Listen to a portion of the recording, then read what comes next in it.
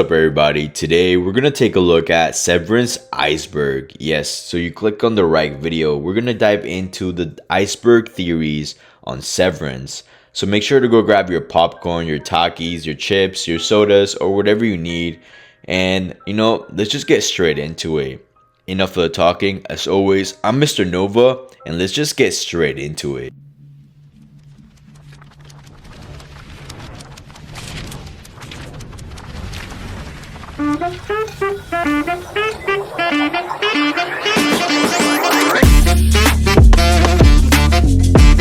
Alright guys, so this iceberg is considered a pretty deep iceberg. So we're gonna do this in one take. I like to keep this very raw and not try to edit as much, so that way you guys know like, hey, this is genuine and it's not, just for the cloud reviews.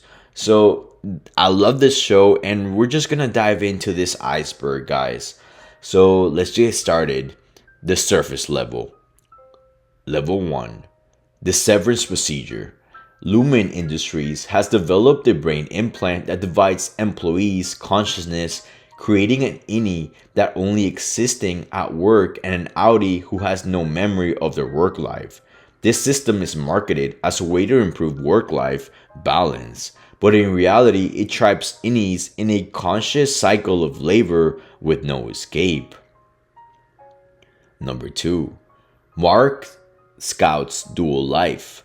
Mark is a severed employee working in microdata refinement (MDR). His outie voluntarily underwent severance to cope with his grief of losing his wife, believing that cutting himself off from his pain would help him move on. Meanwhile, his innie is completely unaware of his past and begins to question the strange and oppressive nature of lumon. Number 3.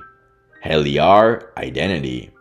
Helly initially appeared to be a rebellious new hire who despises her job and makes multiple escapes attempts, including trying to send a message to her outie. However, it is later revealed that she's actually Helena Egan, the daughter of CEO James Egan, who voluntarily underwent severance as a PR stunt. Her outie sees her innie as nothing more than a disposable entity, showcasing the stark class divide between lumon executives and regular employees. Number 4. The break room. Employees who disobey lumon rules are sent to the break room, where they are forced to repeatedly recite a scripted apology until they show genuine remorse. This punishment is meant to break an employee's spirit and reinforce their obedience. The experience is deeply traumatic, with the employees emerging visibly shaken after multiple sessions. Number 5. The Waffle Party. The Waffle Party is initially presented as an incentive reward for high-performing employees, consisting of private rooms with a plate of waffles. However, it pretty much quickly turns out sinister when the employee is led into a dimly lit room where masked figures perform ritualistic dance. This eerie event suggests that lumon's work culture extends into more of a cult-like, hidden ceremonies tied to Egan's legacy. Number 6. The Perpetuity Wing. My bad. The Perpetuity Wing. This section of lumon is essentially a museum dedicated to Egan's family, particularly the company's father, Keir Egan. Employees are expected to revere Keir as a nearly godlike figure, reciting quotes like treating his legacy with religious devotion. The Perpetuity Wing reinforces the idea that lumon is more than a business, it operates as a belief system. Number 7. Irving's Black Goo Visions. Irving's frequently experienced disturbing visions of black tar like goo seeping from walls and objects. These hallucinations intensify under stress, suggesting that they could be remnants of suppressed memories or side effects of long-term severance. Some theories suggest that this black goo represents trauma or cognitive decay caused by severance implants. Number 8. Bert and Arbing's romance.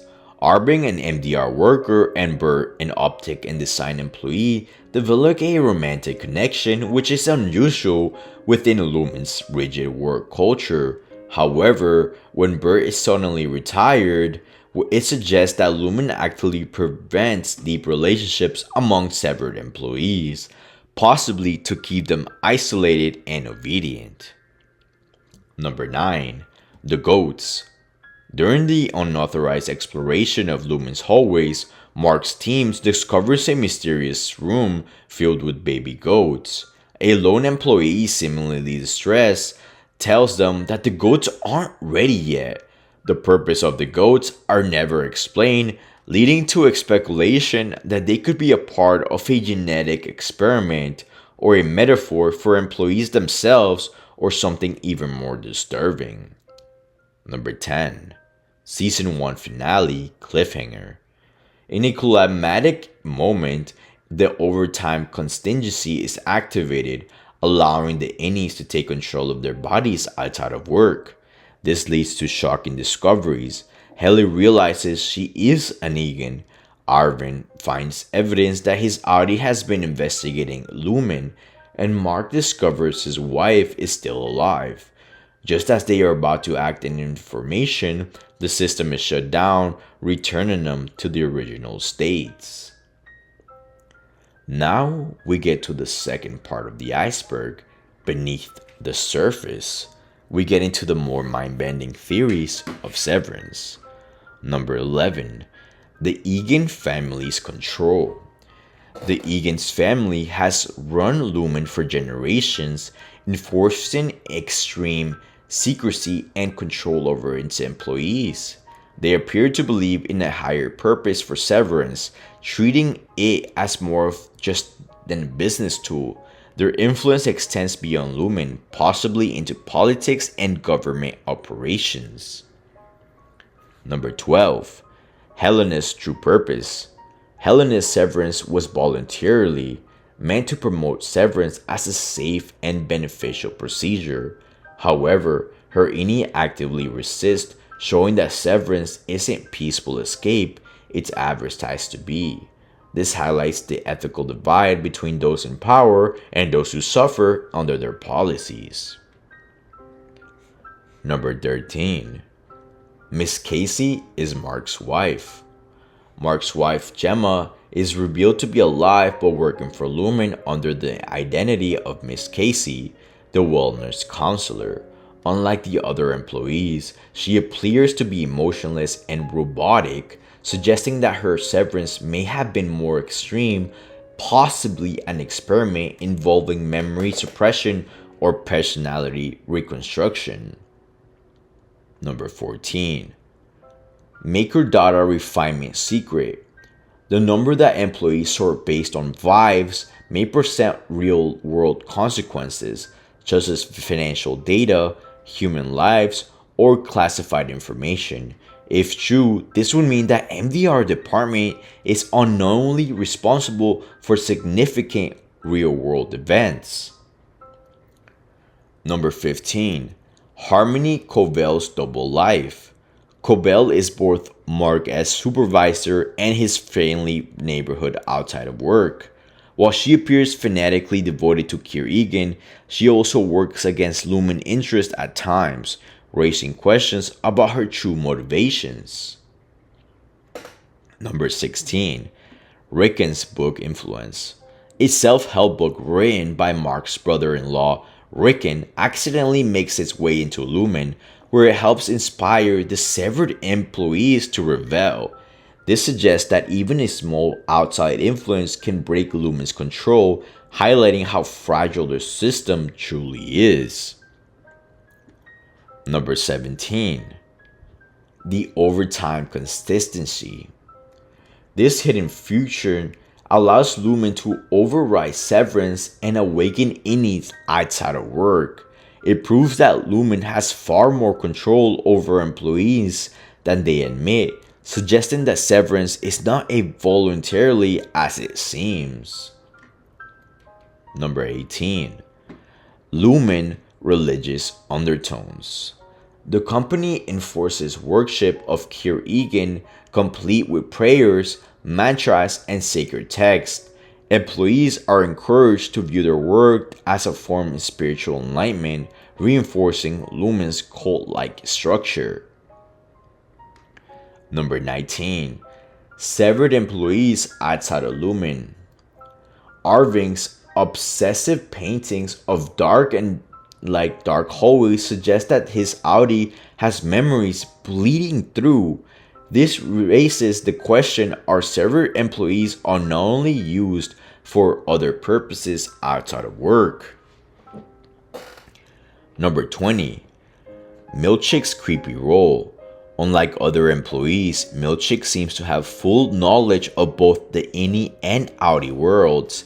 He enjoys punishing employees, suggesting that he might be undergoing a deeper, more extreme form of conditioning.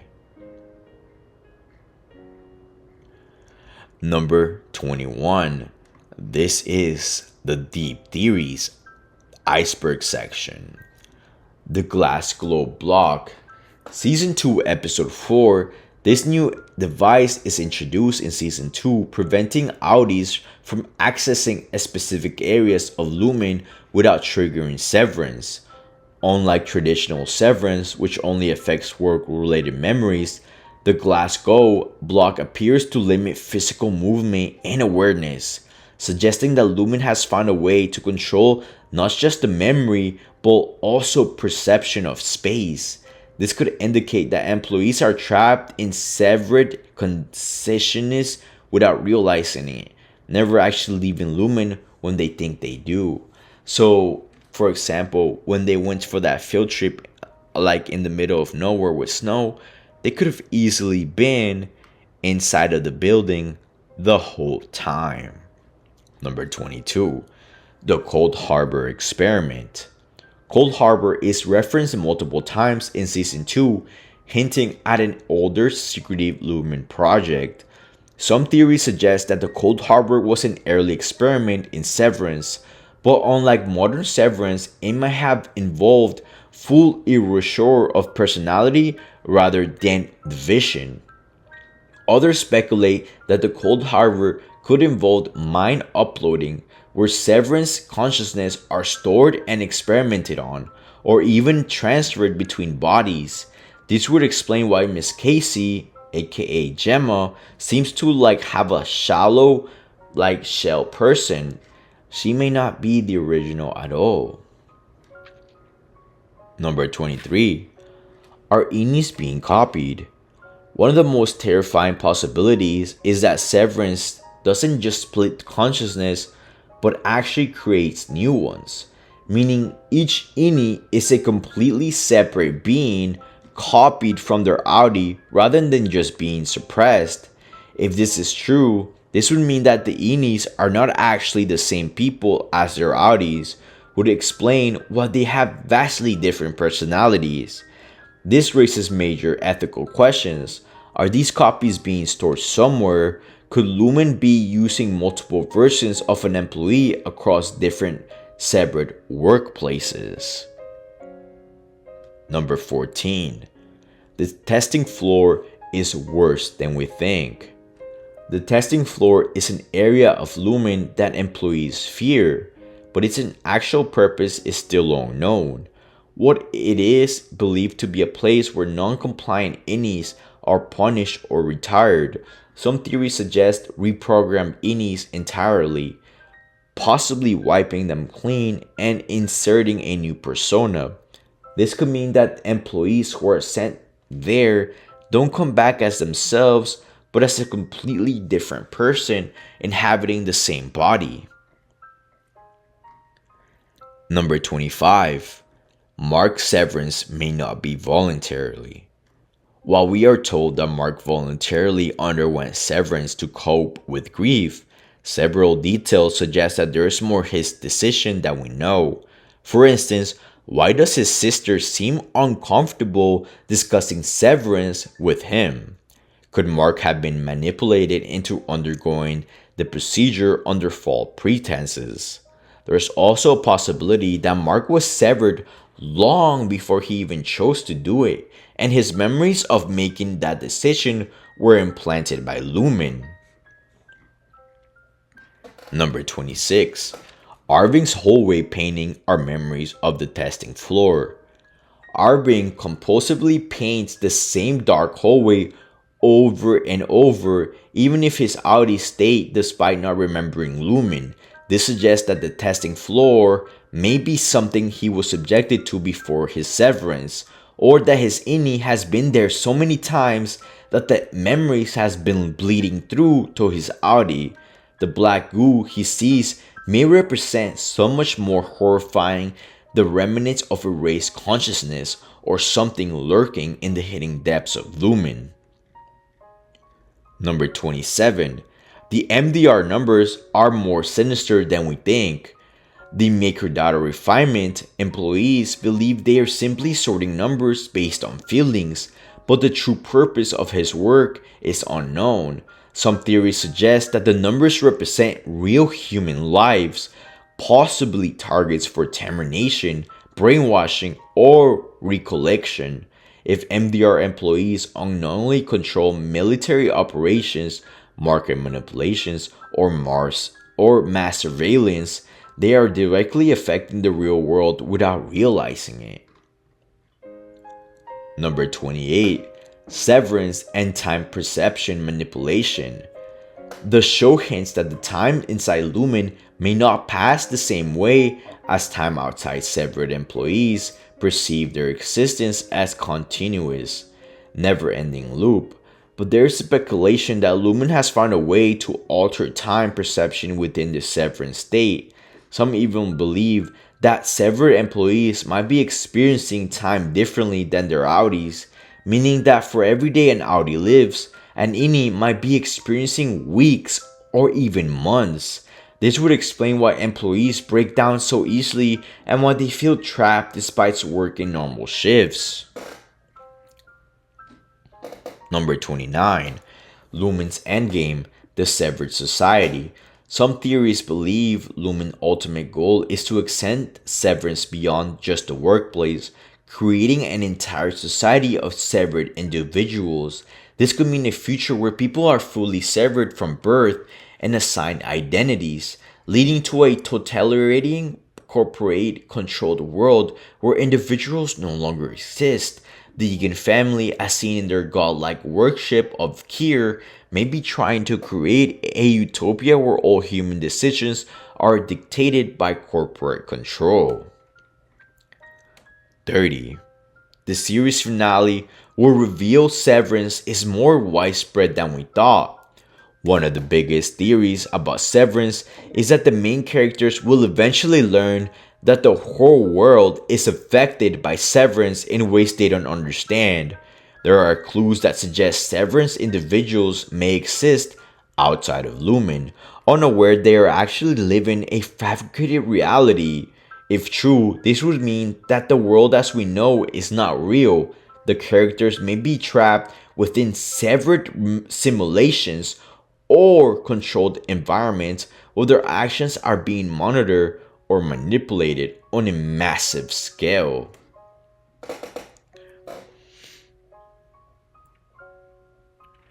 Anyways, this would pretty much break down the Severance Iceberg for part 1. We have more of icebergs coming up for Severance. This is just part 1. So if you're trying to see part 2, make sure to click the subscribe and like. And honestly, I want to know your theories on Severance. What do you think the season or the whole show is end up gonna be like? What do you think the end goal is gonna be? Why are they doing what they're doing? What's truly the Severance project? The Cold Harbor project as well. I'm very curious to find out your theories in the comments down below. I know that I be posting like 3 times a week, and I really enjoy that you guys are coming back and checking it out. So I really appreciate it. And if you guys want to see part 2 of this iceberg, just leave it a like, subscribe, and comment down below. I like and try to respond to every single comment in the comments. But guys, enough of the talking. As always, I'm Mr. Nova, and I'm out. Peace.